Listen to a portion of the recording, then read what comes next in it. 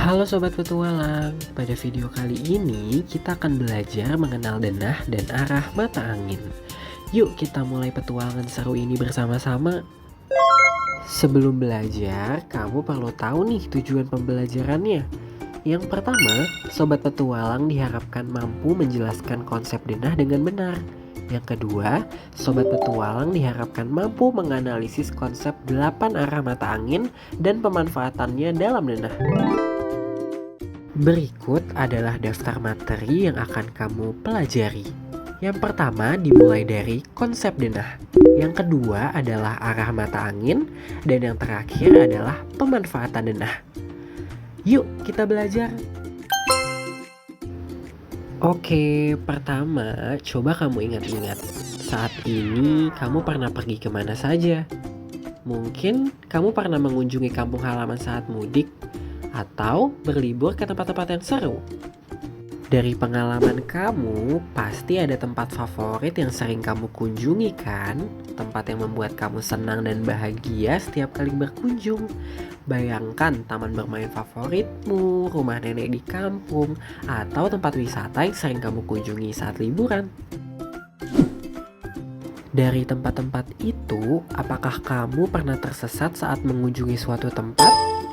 Bagaimana kamu bisa tahu letak lokasi kamu sekarang ini? Atau bagaimana kamu tahu letak lokasi yang pernah kamu kunjungi? Yuk bersama-sama kita jelajahi dunia denah dan arah mata angin, supaya kamu bisa menjadi ahli petualang yang handal. Selamat belajar Sobat Petualang. Sobat Petualang, jika kalian ingin mengetahui lokasi di mana kalian berada dan ingin mengetahui letak sebuah tempat, kalian bisa loh melihatnya melalui sebuah denah. Iya benar, kalian bisa melihat letak suatu tempat secara sederhana melalui denah.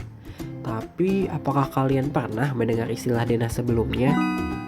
Denah adalah gambar yang menunjukkan posisi dan struktur suatu tempat dengan detail. Misalnya denah sekolah, denah rumah, ataupun tempat wisata. Nah, denah ini terdiri dari 4 komponen penting.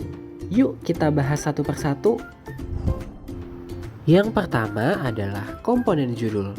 Judul memberikan gambaran tentang apa yang akan ditemui di dalam denah. Contohnya, denah rumah Mita. Ini akan menjadi panduan yang jelas tentang apa saja yang ada di sekitar rumah Mita dan bagaimana cara menuju ke rumah Mita. Jadi selalu ingat ya untuk membaca judul denah sebelum mempelajarinya. Yang kedua adalah arah mata angin. Arah mata angin pada denah memudahkan kita untuk menavigasi dan menemukan tujuan dengan lebih mudah. Yang ketiga adalah simbol. Simbol memungkinkan kita untuk memahami denah dengan cepat dan efisien tanpa harus membaca teks ataupun penjelasan tambahan. Yang terakhir adalah keterangan. Keterangan dapat berfungsi untuk memberikan informasi tambahan pada denah, contohnya menjelaskan arti dari simbol-simbol yang digunakan pada denah. Berikut adalah contoh simbol dan keterangan.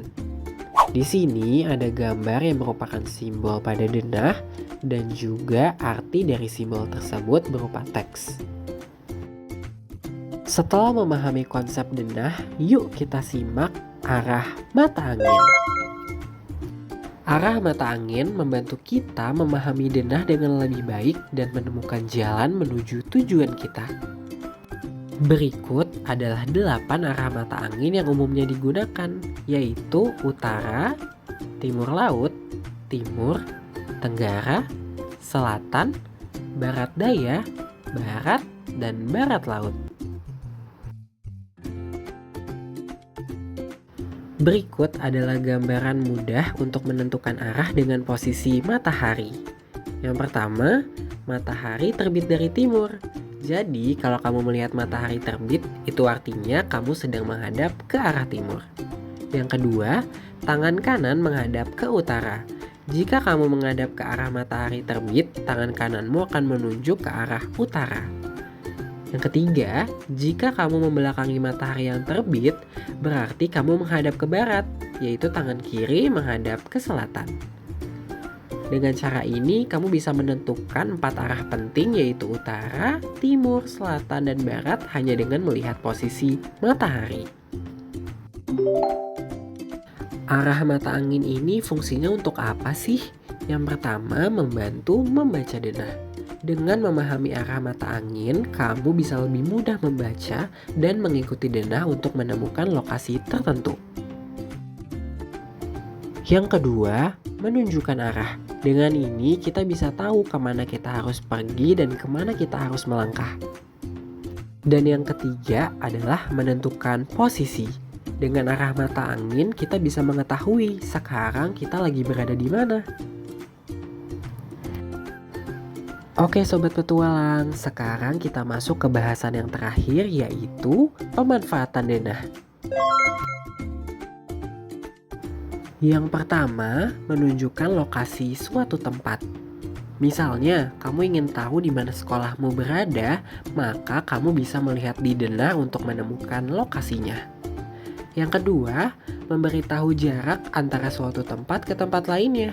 Misalnya, kamu berada di suatu tempat wisata dan ingin pergi dari perkemahan ke air terjun, maka kamu bisa melihat denah untuk mengetahui seberapa jauh jaraknya.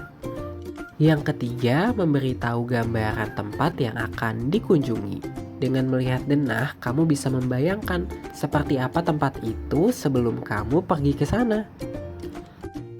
Sekarang, yuk simak lebih lanjut denah di samping, yaitu denah rumah Mita. Nah, denah tersebut terdiri dari 4 komponen penting ya. Salah satunya adalah arah mata angin, sehingga kita bisa mudah menyebutkan letak bangunan di denah tersebut. Contohnya, kantor pos berada di sebelah tenggara kantor kelurahan, toko pakaian berada di sebelah utara rumah Indra, dan rumah Dewa berada di sebelah timur rumah Ilham.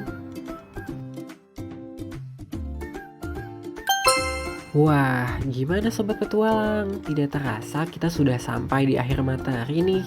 Jadi kesimpulannya, denah dan arah mata angin merupakan kombinasi yang penting untuk memandu arah dan posisi yang akan kita tuju.